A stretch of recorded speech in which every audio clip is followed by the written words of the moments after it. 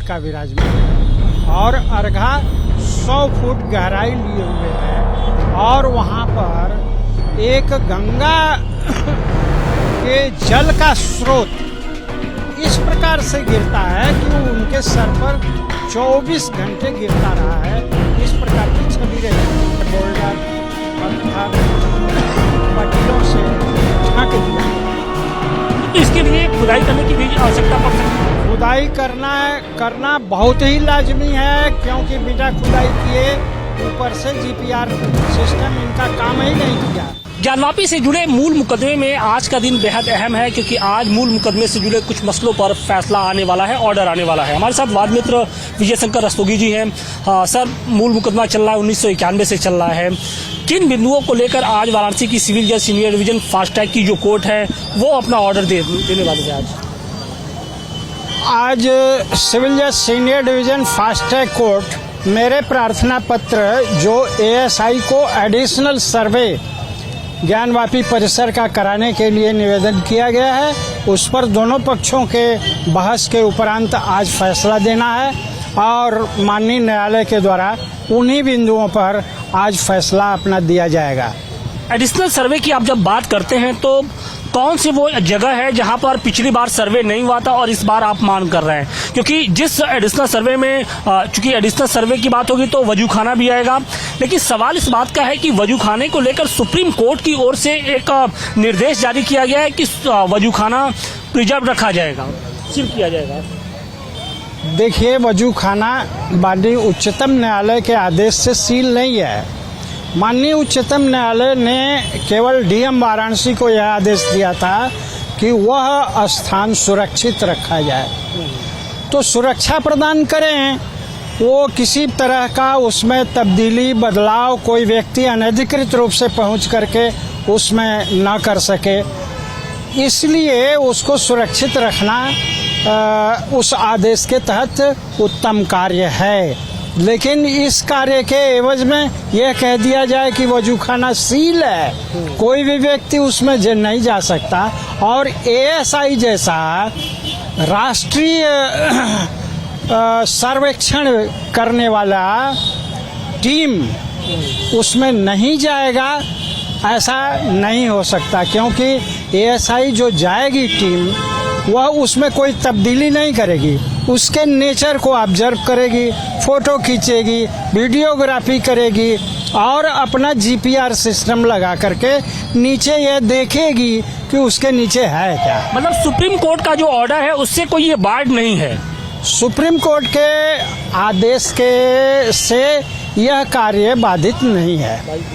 लेकिन सवाल इस बात का है कि वजूखाने को लेकर ही वाराणसी के इलाहाबाद हाई कोर्ट में भी एक मामला चल रहा है, जिसमें राखी सिंह की ओर से याचिका दाखिल की गई है और उसमें 8 नवंबर को महत्वपूर्ण सुनवाई होनी है। देखिए, अव्वलन तो बात यह है कि राखी सिंह का जो केस है वो 2022 में दाखिल हुआ है और वाद संख्या 610 सन 1991 से चल रहा है और यह टाइटल सूट है जन प्रतिनिधित्ववाद है। तो जन प्रतिनिधित्ववाद में जो वादी चला रहे हैं इसको आम जनता, हिंदू जनता के तरफ से, पूरे देश के लोगों के तरफ से चला रहे हैं और इस केस की ड्यूरिंग पेंडेंसी में यह नया केस जो राखी सिंह का फाइल किया गया है वह चल ही नहीं सकता, बाढ़ है और उसे सेक्शन 10 में स्टे कर देना चाहिए, लेकिन अभी चल रहा है। यह इशू जल्द ही न्यायालय में मेरे द्वारा रखा जाएगा और ये सारे केस स्टे हो जाएंगे। एक अंतिम क्वेश्चन कि आपकी ओर से सेंट्रल डोम के नीचे भी ये दावा किया गया कि 100 फुट का जो शिवलिंग है वो विराजमान है, इसको लेकर आप लोगों ने कोर्ट में क्या मांग की है? इसको भी मांग यह किया गया है कि सेंट्रल डोम के नीचे ही जो पुराण, वेद, स्मृति और अन्य ऐतिहासिक पुस्तकें यह बता रही हैं कि वहीं पर स्वयंभू विश्वेश्वर का लिंग 100 फुट का विराजमान है और अर्घा 100 फुट गहराई लिए हुए है और वहाँ पर एक गंगा के जल का स्रोत इस प्रकार से गिरता है कि उनके सर पर 24 घंटे गिरता रहा है। इस प्रकार की छवि रही है। उसको बड़े बड़े बोल्डर, पत्थर, पटियों से ढक दिया गया है। तो फिर तो इसके लिए खुदाई करने की भी आवश्यकता पड़ सकती है। खुदाई करना बहुत ही लाजमी है, क्योंकि बिना खुदाई किए ऊपर से जीपीआर सिस्टम इनका काम ही नहीं किया। 5.8 मीटर तक जो है वो उनका वो सिग्नल दिया, उसके बाद सिग्नल दिया ही नहीं, तो इसका स्वरूप कैसे प्रकट होगा। तो आपने कोर्ट से मांग की है खुदाई के लिए? कोर्ट से मांग किए हैं कि इस ढांचे को बिना नुकसान किए इस ढांचे से थोड़ी दूरी पर हटकर 4x4 का जो है वो ट्रेंच खोदें, अंदर आवें, ताकि कोई नुकसान ढांचे को ना हो, और वो उसके स्थान का सर्वे करें कि वहाँ ये सारी चीज़ें स्थित हैं या नहीं। बिल्कुल, शुक्रिया बातचीत के लिए। तो ये थे विजय शंकर रस्तोगी जी, वाद मित्र हैं। तो अब देखना ये होगा कि वाराणसी की सिविल जज सीनियर डिवीजन फास्ट ट्रैक की जो अदालत है वो आज इस मसले को लेकर क्या कुछ फैसला देती है। वाराणसी से अतिकेश के साथ आशुतोष सिंह, टाइम्स नाउ, नवभारत। ज्ञानवापी को लेकर अदालती लड़ाई बढ़ती जा रही है और इन सब के बीच में 1991 के मूल केस से जुड़े 2 मसलों पर आज वाराणसी की सिविल जज सीनियर डिवीजन फास्ट ट्रैक की कोर्ट अहम फैसला देने वाली है।